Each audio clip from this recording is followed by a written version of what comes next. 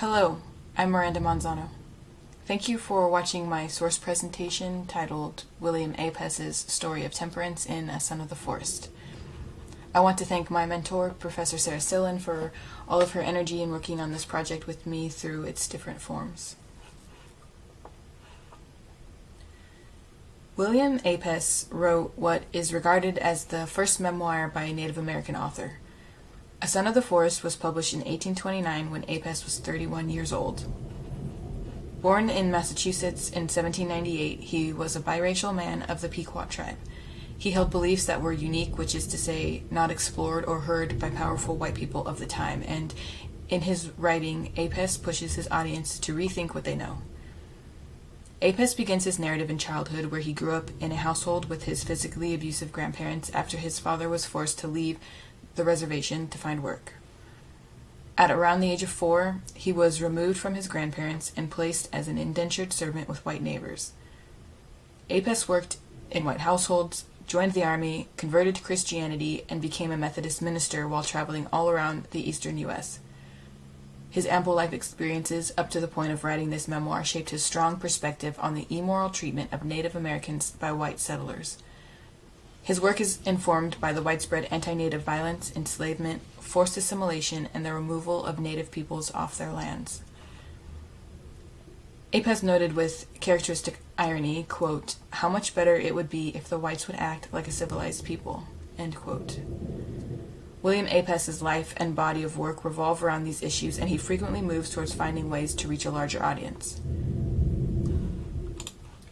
So, how did Apess ensure that his story, his memoir, his life, and the life of other minority groups would be heard, read, and considered at a time of great anti-Native sentiment?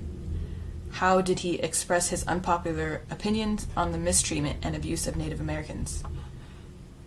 The question I'd like to focus on for this presentation is, how did William Apess make his life understandable to white readers of this time?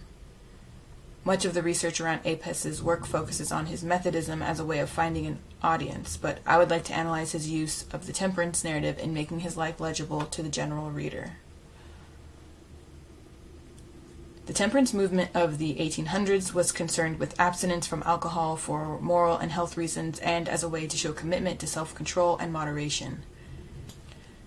Churches were often the organizing force for temperance messaging, but the movement became a very popular topic in literature, with authors such as Nathaniel Hawthorne and Walt Whitman contributing to the genre.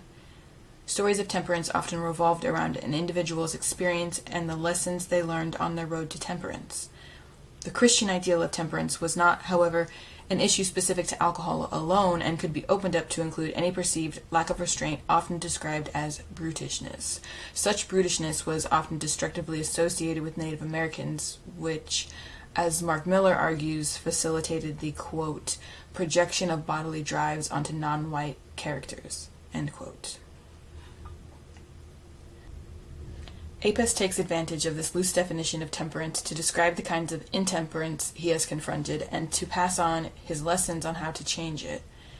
In these comfortable and popular genre conventions, Apess argues that the intemperate evils are done by those who hold racist beliefs about Native Americans and use these beliefs to justify theft of land and country. In the style of temperance narrative, though, Apess himself is a part of this intemperance and works to overcome it through ups and downs in the narrative.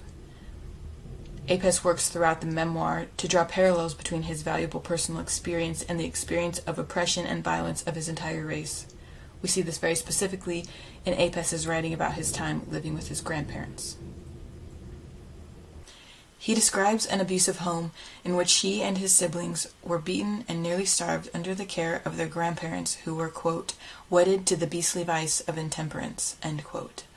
After detailing a specific incident of abuse which required him to be nursed for a year afterwards, he writes, quote, I presume that the reader will exclaim, what savages your grandparents were, end quote, before going on to challenge his reader's assumptions, writing, quote, but this cruel and unnatural conduct was the effect of some cause.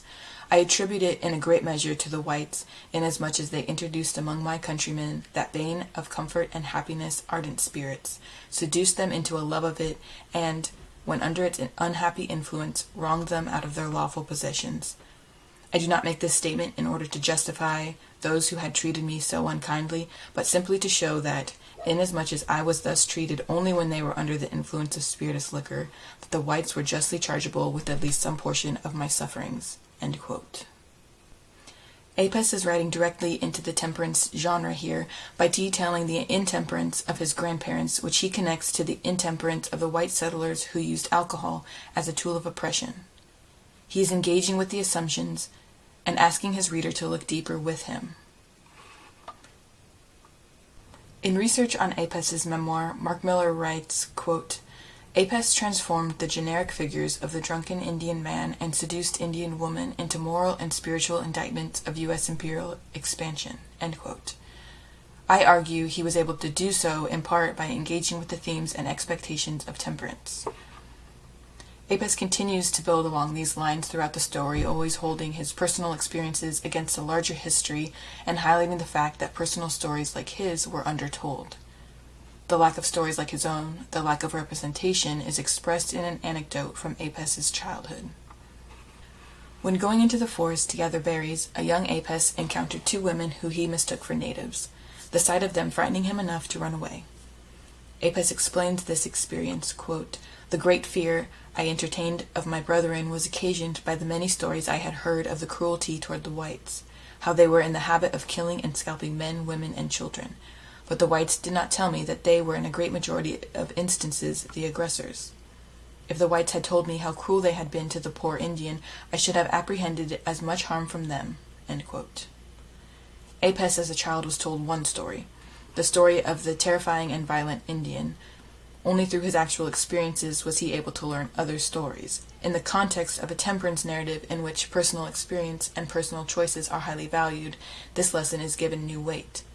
Rather than a story of a confused child, we receive a story of a deceived child who has later found truth through experience and now wants to share this truth with his reader as an alternative to the intemperate lies of the white society he grew up in. As other temperance writers do, Apess preaches all that he has learned without shying away from the faults and mistakes he has made. Ultimately, Apess, as the narrator, wants to teach his reader something.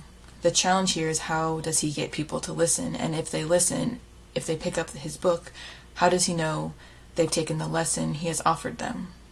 This is, of course, the question every writer has to face, that of how their audience perceives them and their ideas.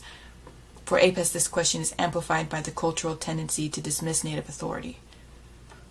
Apess works throughout his memoir to close this gap of perception, to keep his audience on the hook, and to confront them with uncomfortable and complicated questions. In one of the final lines of the memoir, Apess confronts this issue head-on when considering his readers' hesitation to accept his sons of the forest as equals. He writes, quote, "Look, brethren, at the natives of the forest. They come, notwithstanding you call them savage, from the east and from the west, the north and the south, and will occupy seats in the kingdom of heaven before you." End quote. He humbles his reader in reminding them with bold imagery that they do not decide who is and who is not granted a seat in the kingdom of heaven. He does so by calling on their shared reliance on God as an authority on morality and a force behind temperance. In A Son of the Forest, Apess is working within the popular tradition of temperance writing, even while his race places him by default outside of this tradition. He contextualizes complicated issues of race and identity into a personal temperance narrative in order to engage the reader with a familiar language and narrative arc. The agenda of temperance writing suits Apess's needs, and he takes advantage of the expectations of the genre by delivering a memoir of reformation. By intentionally adapting the temperance narrative to include not only his personal story but the larger story of Native Americans, Apess is assigning value to it. He is training his white reader to see the value of this story by framing it within this familiar genre. In A Son of the Forest, intemperance is greed, it is theft, a trick, violence, and hypocrisy. In A Son of the Forest, William Apess is modeling a method of activism that shapes message to fit form. Thank you.